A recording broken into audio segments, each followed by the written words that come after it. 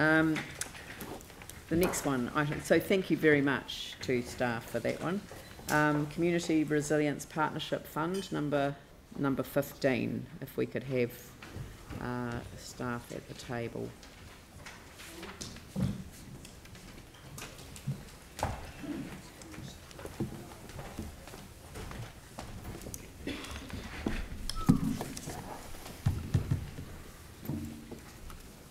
All right.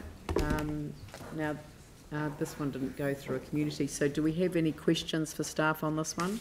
Dion?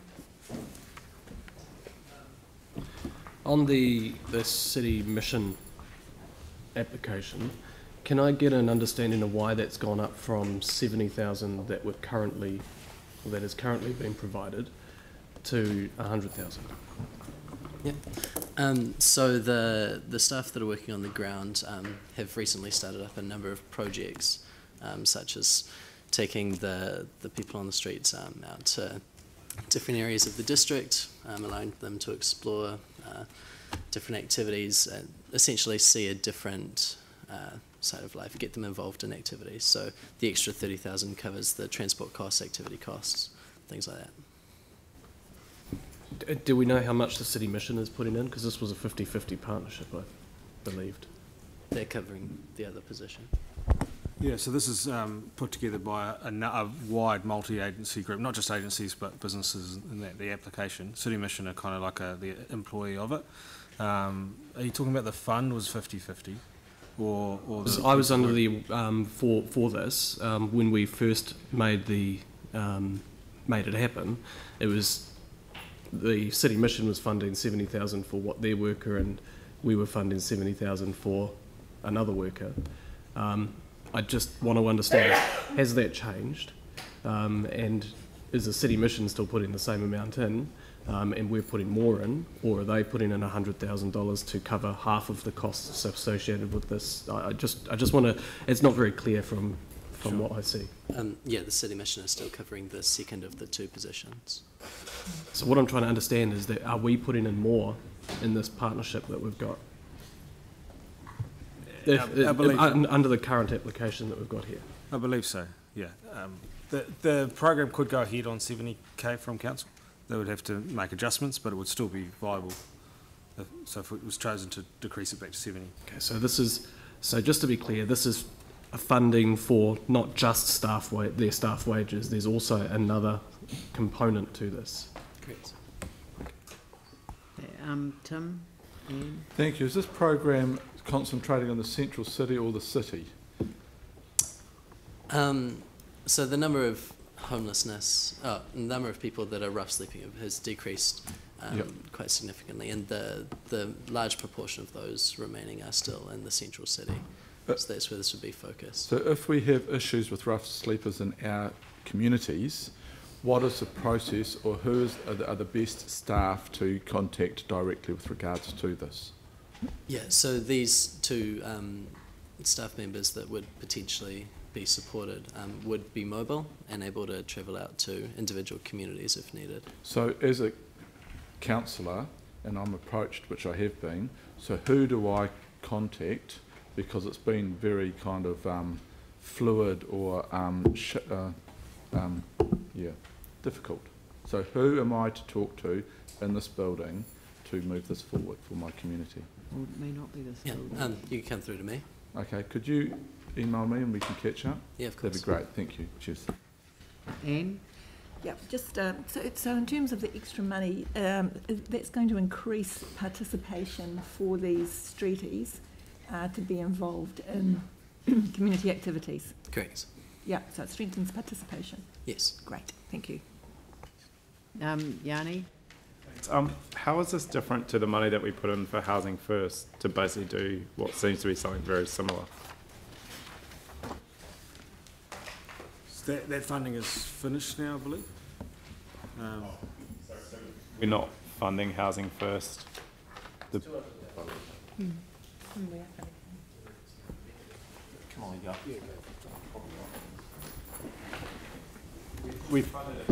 Look, Councillor Johansson, in order to answer that question, we'll have to go back talk to our lead contact on Housing First and prepare an answer. I don't think we're briefed and able to be able to give you a full answer. Essentially, Housing First is working with a number of people within the city and a number of stakeholders and agency, trying to get people into housing. When they fall out of housing again, getting them back into housing. We are not the experts on the aims and successes of that. This is a broader approach as described. At this stage, we probably can't give you more information than that. Seems exactly the same of what we've previously funded to a different organisation. So, I mean, I'm just getting confused. No, we have funded the two separately, but I mean, the question is where did the funding for the first year of this come from? The funding for the first year of this came off from one-off application to the Capital Endowment Fund, which was before the council made decisions on the scope, the eligibility, and the process for the use of that fund. So it was a previous Capital Endowment Fund. So that was the initial 70,000. Yes, it was. So why is it being promoted for this fund when the Housing First one was promoted out of this fund? The Housing First came from, again, the Community Resilience Fund. Yeah. It has been applied for under this fund because we feel it is probably the best fund for the purpose. Possibly another fund could be the Strengthening Communities Fund. The next applications for the Strengthening Communities Fund are open in March. The Strengthening Communities Fund is heavily oversubscribed, and council are just about to workshop on some decision-making processes from that. It probably should also be noted that the Strengthening Communities Fund does, for this year, and it's the last time it does it, allocate $750,000 to the Community Resilience Fund. So if you like, the Strengthening Communities Fund is contributing to this, albeit in an indirect way. Is this fund still being matched by central government, dollar for dollar? Yes, it is. Right. And I just think it might be quite good at some stage to meet with local members of parliament. And I know there's been lots of announcements about increased support for Housing First, the wellbeing budget, but it's quite hard for me to see where we as a council are either accessing that funding, yep, or how the agencies that we're traditionally funding to provide social services are benefiting from that increased funding. So yep, are we able to get an additional resolution that we meet with the local members of parliament to discuss this issue? Because I think, yeah, I mean, for some of us, we're seeing areas like Phillipstown, which have got a huge social issue now that, 5 years ago it didn't, and yet we've invested more than we've ever invested in these issues. So something's not working, and it would be really good to try and get a more holistic approach. Was that a... Well, can we how are we engaging with central government on the response to these social issues? Again, that's a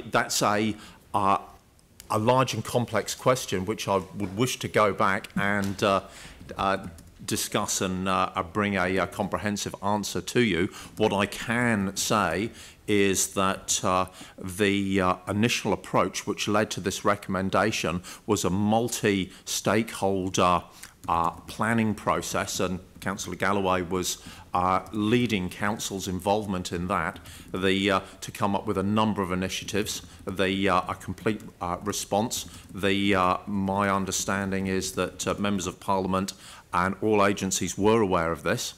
So it's based on sound rationale. A larger update, I'm unable to give you here. It's a much larger question. Look, I actually think that it's not an appropriate suggestion that council meet with local members of parliament regarding this. Yep. This is an application to a funding scheme that was set up jointly with the Minister of Health. So it's actually a government issue, not a not a local member of parliament issue. I think sometimes councillors get a bit carried away with the influence of members of parliament in terms of government decision making. It's not, members of parliament from a range of different parties don't necessarily sit, well, they don't sit around the cabinet table. They're not part of the decision making process. So what I would rather that we did was that we actually establish a basis for sort of reporting on the success of the Community Resilience Partnership Fund in terms of what it has achieved, yes, and actually a desire to have a conversation about potentially extending its parameters and its term, particularly the idea that central government and local government come together in a co-funding environment to actually tackle some of these wicked problems. You know, these problems cannot be tackled by one agency alone. You know, now I feel like I'm giving a speech, and I am, and I don't mean to. What we need to do here is, at what point are we going to be developing a report on the fund itself, what it's able to achieve? Because the only question mark that I have in the back of my mind is whether this is the right fund for it. I totally support the approach, but my question mark is, this fund was designed to build resilience at the community level. It was designed to develop partnerships between communities. So you've the next one is the St Albans Residents Association. It is specifically for developing the capacity within that community to self-activate. It is not about council employing staff or the Methodist Mission employing staff and going in and fixing problems or connecting people to services. It's actually about enabling the community to activate itself, and that's where I don't see necessarily the connection with this fund for the Christchurch City Mission application. Leanne, a recommendation could be that officers engage with the funding working group to determine the terms of reference for a report on this fund to be brought back to the incoming council. Yes, but there needs to be a sense of purpose. The only point in doing that is actually to facilitate a further conversation with central government about the success of a co-funding arrangement on intractable problems. And I got that wrong. Wicked problems is probably easier. Yeah. So I had Anne, and then I had Phil. Thank you. I just wondered if you could clarify the fact that the housing, homelessness in streeties and street begging are being dealt with quite separately in this approach. Would that be right? Josh, can you What's the fund? Yeah, I mean, in terms of the Our People, which is the 6-point strategy that was developed by over 40 organisations, that specifically ties to street begging, rough sleeping, and antisocial behaviours. And it's separate. So it's quite a specific, it seems like it's a very specific targeted community that we're talking about. Correct. Yeah. Thank you. Because I'm needing help with this phrasing, what is the name of the group that makes recommendations for acceptance or otherwise of each application? The Psychosocial Governance Group. The Psychosocial Governance Group. Governance Group. And they approve this. They approve this application. Correct. Okay, thank you. Okay, Phil, you were next. Thank you. I have had some questions of clarification and still have. Thank you. So, just for, to be clear, John, I just wanted to ask you, the Housing First program, which clearly deals with people's housing needs, that application came to the Community Resilience Partnership Fund, is it? Yes. Yes, it did. And clearly the emphasis of what's being requested here by the City Mission is really about community activities for people who need encouragement to actually go out and do things so that they can become part of their community? Is that how staff would see it? Yeah, I mean, it's that and more, I would say. Yes. It's also dealing with substance abuse and other And that's behavioural issues. And so that's where you would see the Ministry of Health, mental health part of the substance addiction funding coming in to complement the project. Yes, and in responding, I suppose, in part to the other point about how it should be also community driven, this is a very unique population group that often isn't able to drive itself to social outcomes, which is why this interagency group has seen the value in going through the city mission. And would it be fair to say that with many of the other community resilience partnership funds that are applied for, that in fact there's a enabling and leadership component to the funding to the other programs we have supported? I'd say that's very accurate. Sorry? Yes. It Yes. is. There's usually some provider leading a wider group, just as in this case. Yeah, and usually in those cases there is a group that leads those sectors to those benefits. It's just a unique situation in this case. Thank you.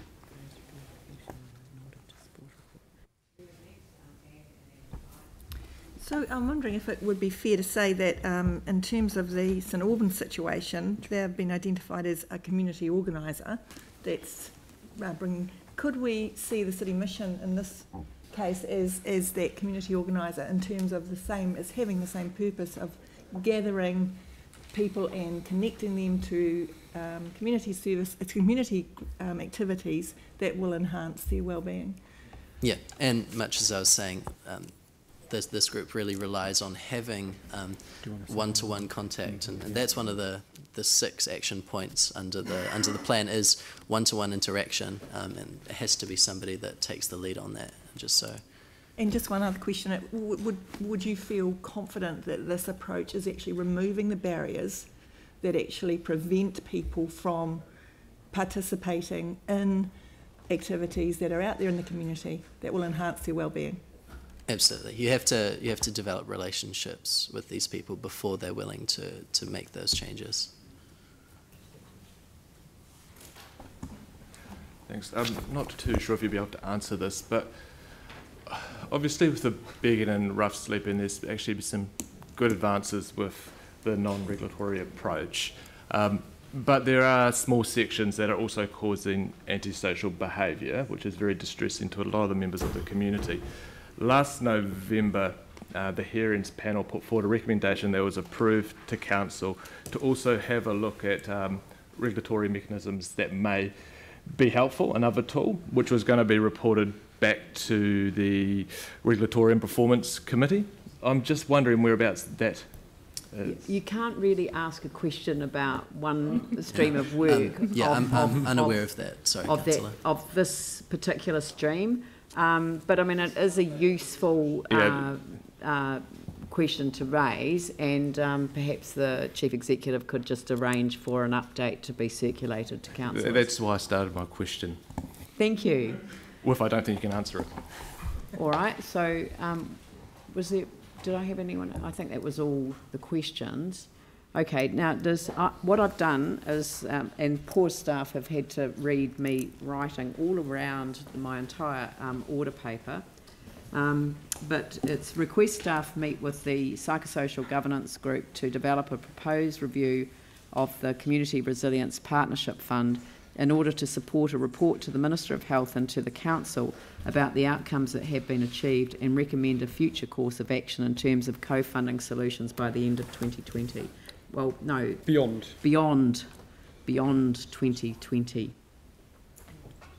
And actually we can, we don't need to request staff to meet with them, we can just request staff develop a proposed review of the, but we're going to put with the Psychosocial Governance Group. So request staff develop a proposed review,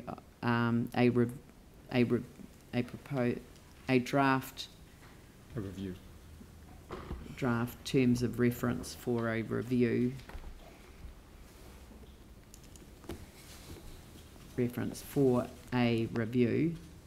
and then take out the proposed of the community, and then add in there with the psychosocial.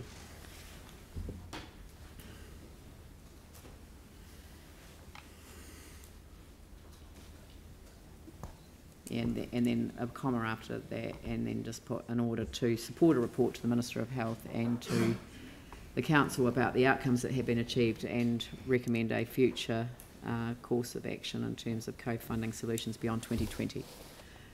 So do I have a mover and a seconder for the resolution? Yeah. Eh? I can, I don't mind. Anne, Whatever. and, Yeah, I'm happy to do Anne that. Galloway and Yeah. Phil Clearwater. Yanni? Can we have a resolution that would give a bit more immediacy to getting a report back on the funding that we've put in to address street begging and homelessness, and what the outcomes of that have been and what some issues are? Because it doesn't flow from this issue. This is about allocating funding for a particular purpose. I mean, the trouble is that we're talking about two separate funding decisions, and they both come from two different sources, and now they're coming from the same source. Right. So, okay, I'll take it up separately in a different issue. Well, but you know, when we come to debate, I want to. yeah, but the thing is that I would like that done, but we're creating a challenging environment for staff, and with a relatively short space of time ahead of us, and I'd rather get that into a proper reviewing function and a sort of a performance function, and it's probably an item that could be addressed by the Social Community Housing and Development Fund, that you guys could put it on your agenda. You could ask for staff to do that. I want to really see, the committees take responsibility for the things that they should be reporting on. So I'm going to leave that in the hands of the chair of the committee. So, Phil Clearwater, I'm directing that you take that issue up.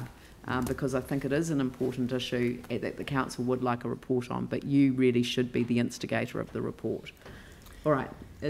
Are there any more questions, Anne? I just wondered if would it be helpful to change the wording, make an amendment to number 1, so that it's not multi-agency approach, but a community resilience approach to begging and rough sleeping. Yeah. Would that help? No. No. Okay. No, because it's not correct. Dion? I think I can't do it now because you've got it moved and seconded, but I was going to sort of make the suggestion that we put the funding back to $70,000, because I just wanted to say I'm uncomfortable. I can't, I know it's moved and seconded. You can move I can still move an amendment though, I suppose, because I'm just uncomfortable.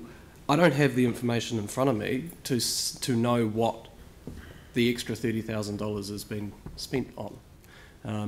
And I've heard from the staff that they can still do it with the $70,000, which is the match funding that we've agreed to move in the an past. amendment. This is debatable. It's not a question or clarification. So, well, I can. Okay, then I'll move an amendment to make the grant of $70,000 to the City Mission. right. Do we have a seconder for that? No. There appears not. Oh. Mike Davidson? Okay, so that's been moved and seconded. So I'll put that separately once we've had the debate. So we'll include the amendment in the debate on the whole resolution. So Yanni, you wanted to kick that off. So I think what's really important, there's no doubt that begging and rough sleeping is a major issue in our city.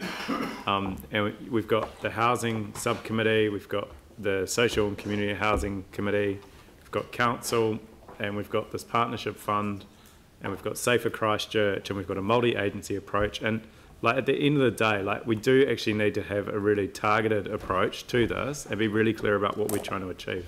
My biggest concern is we're simply funding someone to refer people to agencies and services that are not at the capacity they need to be to deal with the demand. And so, although over the last 2 years or 3 years we've been funding a number of these initiatives, and in some parts of the city the problem is getting worse, way worse. Like places like Phillipstown, through a kind of unfortunate series of uncoordinated actions by mainly central government, you've ended up changing entire characteristics of neighbourhoods through policy decisions and other decisions. So, you know, I think as a city, the point that Councillor Scanget raised is correct. You know, this isn't just about the central city. This has to be seen about the whole city, and just alienating an area to solve a problem in one area doesn't actually address the problem. So I think fundamentally what we do need to do is actually go to central government and really make a clear case about what the demands are and what the gaps are in the service delivery. Because my understanding from the presentation we've had at the Housing Committee is that we've got a huge increase in demand and still a struggle to get basic central government services help for the people that actually need it, which just means we end up spending more money on band-aid solutions rather than fixing the problem. So I will support this because it is an important thing to support, but we do need a much more coordinated approach, and we do need greater visibility about what we're trying to address and how it's being addressed with central government. Phil, Tim and Sarah. I think that as this is a funding... And I'll take you at the end because you're closing the debate. So. As this is a funding application coming to council, that's what it should be per se. Of course, there's big social issues right across the city and the country and the world, but this is an application for some of the poorest people, to have a program for some of the poorest people in our city, and people who actually at times do want to engage and do want to make progress with their lives, and that's what I think we should be strongly supporting. And there seems to be a bit of a misunderstanding between the concepts of community development and a social service. Clearly, this is a way, there are enablers leading this through the city mission, but it is a way of engaging with people who are called rough sleepers or people who are begging, so that in fact they are able to make progress in their lives too. These people are part of our community. So, and often we might walk past them, but in fact there's a whole community component here which is really, really important. So, and the other community alongside these people, of course, is our business community, who we want to support so that the whole city thrives and progresses. So these people often ask for help, and this is what this particular program will do.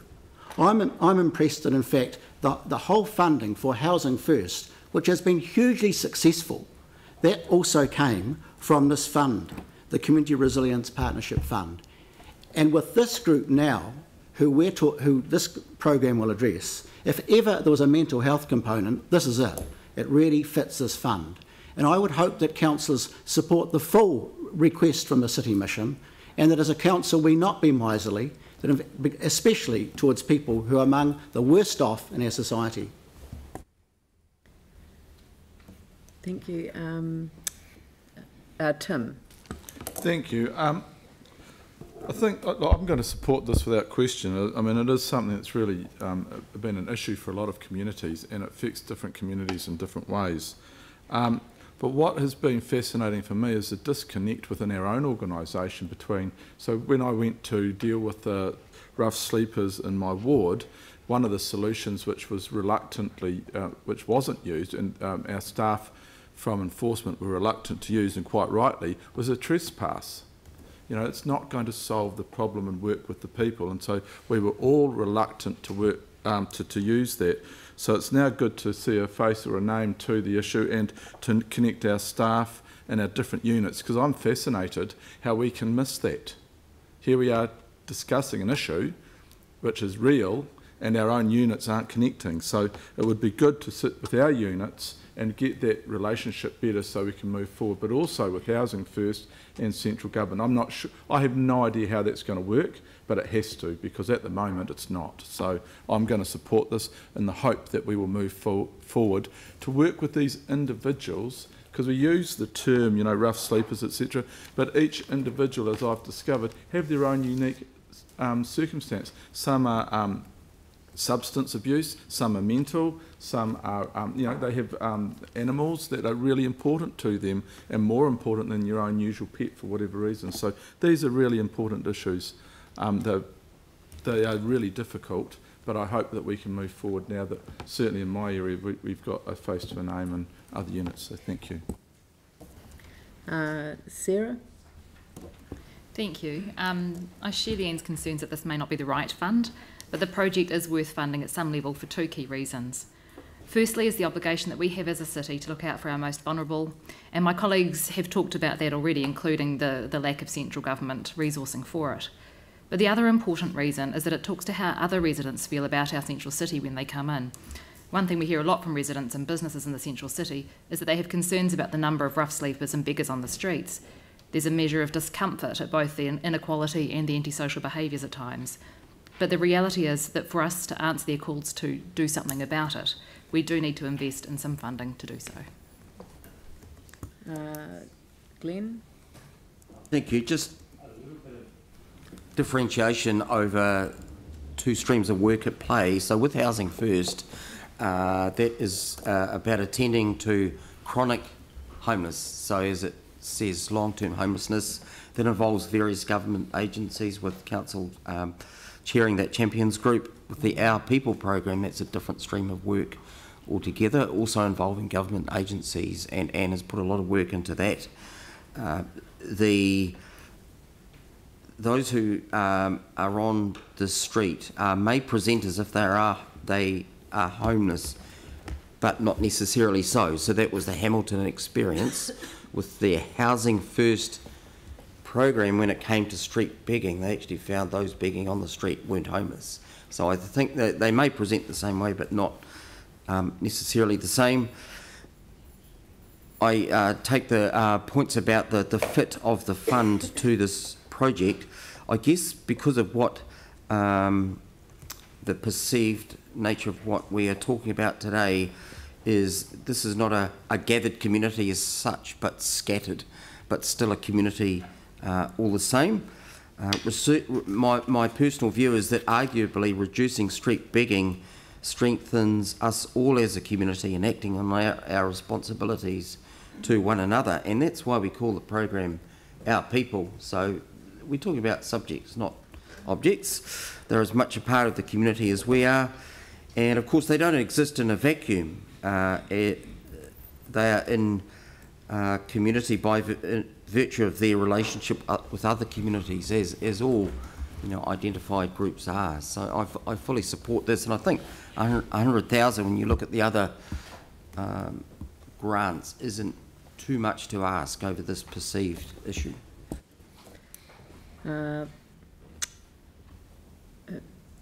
Pauline. Thank you. I'm going to speak on something very different. I'm going to speak about the St Albans.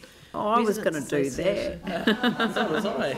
We've overlooked the fact that that's the most important. I just think that this is, if you're talking about developing capacity to self-activate, this group is a leading example of self-activation and resilience and survival. Having lost their centre in 2010, they've been floating around for a long time. They did have a transitional one room for a while, but that's been gone, and they're working from the local tennis club now, but it doesn't stop them. They're very, very active, and they've actually got developed their own strategic plan for the community with 20 projects that are community-led. They're not going to happen overnight, but they are happening slowly. So they're a wonderful example of community activation.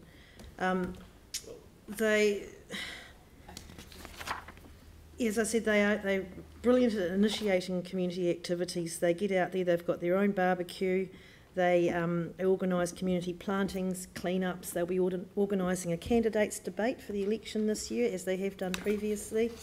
And they've also got their incredibly successful and well-read St Albans news that they put out bi-monthly, 7,000 copies every 2 months. So as I said, they're an incredible example of resilience, and they're preparing a project to coordinate and connect other groups in their area to help them locate areas to meet and to reach out and support other groups and to work with other groups, and I think that's incredibly important too. So this is a group who knows their community well, very well, and they're always ready to reach out and help others. They're also very good at raising their own funds, and I think that's a really good heads up to them. So I'm really pleased to see this application be recommended today. Dion. Yeah, I was going to say something about the St Albans Residents Association as well. I thought that's a really good use, and they're a really good community, getting on with a lot of stuff and being able to help them to, to actually get that community organised even further, especially with the challenges that they're going to face over the next few years with the changing of traffic patterns and other things that's happening in that community. But yeah, the other one, the city mission, I've just had a few snide comments in my ear about that I don't support, people in my own ward. I take exception to that. I do. And this is important. These people are so on the bones of their backsides. And I'm really proud of the city for everything that we have done to support these people. The question about the money is I don't personally feel I've got the information in front of me to increase the funding from $70,000 that we agreed to a year ago, and we agreed to fund this on the proviso that we were funding one FTE, the City Mission would fund another FTE, and the other multi-agencies involved in this would fund the other activities. That's what I agreed to, and I still support that 100%. I agree with what Councillor Johansson has said, that we need to get on top of this a little bit more. These people need us. I've been out and slept with them on the streets. I've done a whole lot of work. We've got somebody in our community board who does it for free. Every Tuesday makes a barbecue out on the Margaret Mayhew. There are some incredible people out there helping these people, but we need to not just be firing money at it all over the place. We need to actually get everybody, and this multi-agency approach has started doing this. But the reason that I don't support the $100,000 is because I do not have the information in front of me to put the increase. I'd like to, if I knew exactly what it was going to, but I just don't feel like I do, which is why I've made that amendment to $70,000. But I am proud of our city in the way we're treating these people who are disenfranchised, especially the Māori in our communities. We've gone from having up to 200 homeless people in our city, sleeping rough, to a couple of handfuls now that can be counted. And that's dropping every single day. I'm really proud of that fact. If you go to any other city in New Zealand, I was just in Wellington a few weeks ago, walking back after a meeting, and there's people sleeping in, you couldn't imagine how many there were, and I was like, my goodness gracious. I'm really proud for what we've got in our city, but we still have a lot of work to do. And the ones that we're seeing on the street, they have such complex issues that they need to go through, and I'd like to see more work done on that. But I do support this. I support the $70,000. I don't know if that's going to go through, but I will support whatever we do because we need to do more. Mike? Thank you. I'd like to acknowledge Councillor Swiggs and the work he has done within the Central Ward. He's a very caring councillor and he's done some great stuff. I seconded his amendment because I also agree. I think there's just a little bit of lack of information in that report to show that where that increase has come from. And this is what concerns me, I guess, because I support what we're trying to achieve and we're doing a great job with the non-regulatory approach. But if we keep taking the financial role from other agencies, then it will keep creeping up and up and up. And where does it stop? So that's why I seconded Councillor Swiggs' amendment, and I'll be supporting it. If that doesn't go through, I will be supporting the main substantive, but because I think it is the right thing to do. Pauline beat me to the gun with St Albans Residents Association. I think it's a fantastic residents association that does some marvellous work within the St Albans area, and they're under a lot of pressure, obviously, with the transport infrastructure that's been built around them, which is going to divide the community. So very, very supportive of that. Well, before I get Anne to close it off, I'll just say a couple of things. I think there's something wrong with council processes if individual councillors can't express a point of view that is, in opposition to elements of a particular report. So I think that it is really important that we respect people's right to develop and share their opinions around the table. The report is lacking in terms of advice as to why the amount was increased from 70,000 to 100,000, but we have had advice from staff today that it is because there are additional elements that are being offered within the package. So I'm prepared to accept the advice of staff on this occasion, but otherwise I would have supported the amendment. So and not because I have any question mark over the positions that individuals have adopted. I too know that Councillor Swiggs has gone out and met with people. I know other councillors have as well, but actually walked the talk and lived and breathed the environment that people who are homeless for a variety of reasons and facing a number of significant challenges that none of us will ever experience in our lives. And I take my hat off to those that have gone out and done that. There are a number of very challenging ways. Instinctively, people want to give when they see people in genuine hardship, and I know that I felt that way at Mirabelle Mall the other day, coming out of the supermarket and about to walk into the absolutely drenching rain, and I battled with my advice that I've had from City Mission, which is give the money to the mission, not to the individual, because you're a part of the problem when you do that. And I made a conscious decision to be part of the problem that day because of the weather. And I know others did the same. So we all operate on different wavelengths at different times, confronted with circumstances which are compelling. My question mark was over the fund. I'm satisfied that it has been to the Psychosocial Governance Committee. That's who we trusted with providing us with advice on what is a jointly funded operation. I'm now more comfortable that the Psychosocial Governance Group will work with Council over a proper review of the fund so that we can actually go to central government and say this works. This is a good way for us to deal with these wicked problems, and that is by working in a collaborative way in a co-funding environment. So I'm happy with that. I didn't want St Albans to get away with being completely overlooked. They're doing an amazing job. This is what the fund was set up to do, and I'm really, really congratulatory of them and very happy to approve. So over to you, Anne. Thank you. So all that we're looking at today actually does build resilience. All the funding that we will be giving will build resilience. So it builds resilience by connecting and supporting people into programs that will get them painting and getting hobbies going. We will see people being looked after in terms of their physical health. They'll get sleep, they'll be able to eat well, they'll be helped with those things. And they will. It also helps people to build connections. So the St Albans situation and also the street begging approach that we've taken do all those things. So I think we've got to be. I want to talk specifically about the street begging thing because that is what we're talking about. It's the street beggars. Over a year, we had forums where we gathered together business, community, police, council staff, agencies. How do we manage this situation that was getting out of control? So Philip Richards from the Ballantynes, I think he's the CEO, I'm not sure if that's CEO or GM, he said, these are our people and this is the way we have to deal with it. They are part of our community.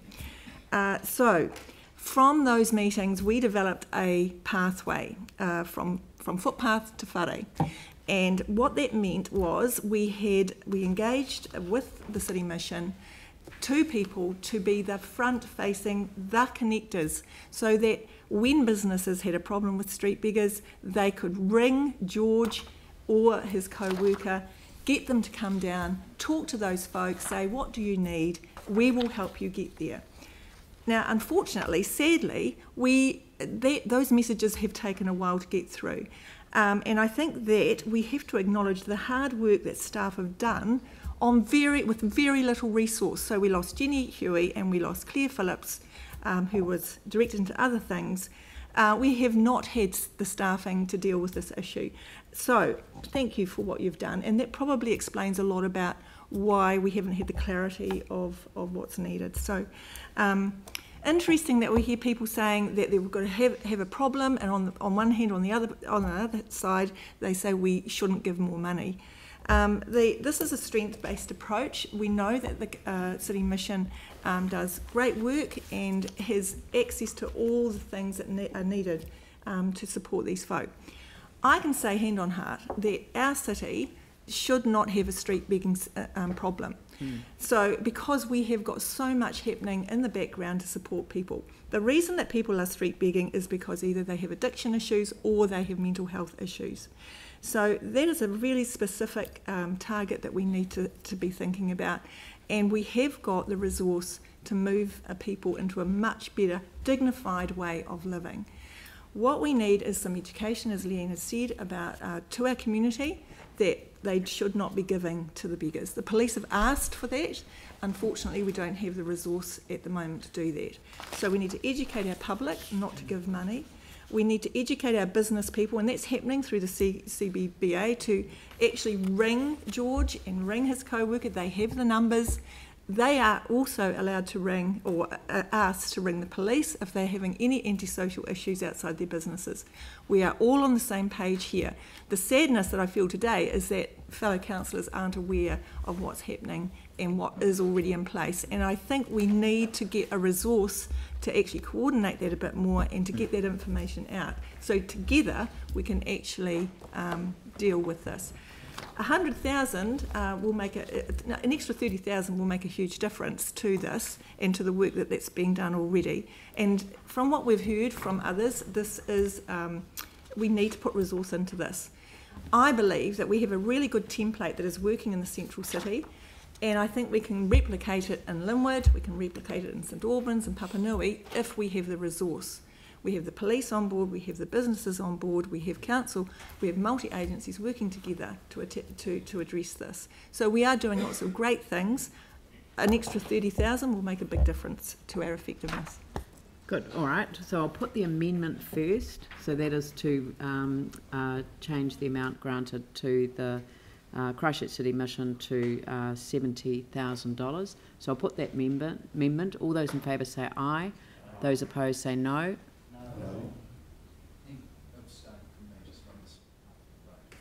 Okay, so sorry, because I was not thinking. Who voted for the amendment? Yes, I know it's lost, but do you want to have your votes recorded? No? Okay, so we'll just leave that. It was lost. And so I'll now put the resolution. All those in favour say aye. Those opposed say no. That's carried. Thank you very much. Oh, and abstention from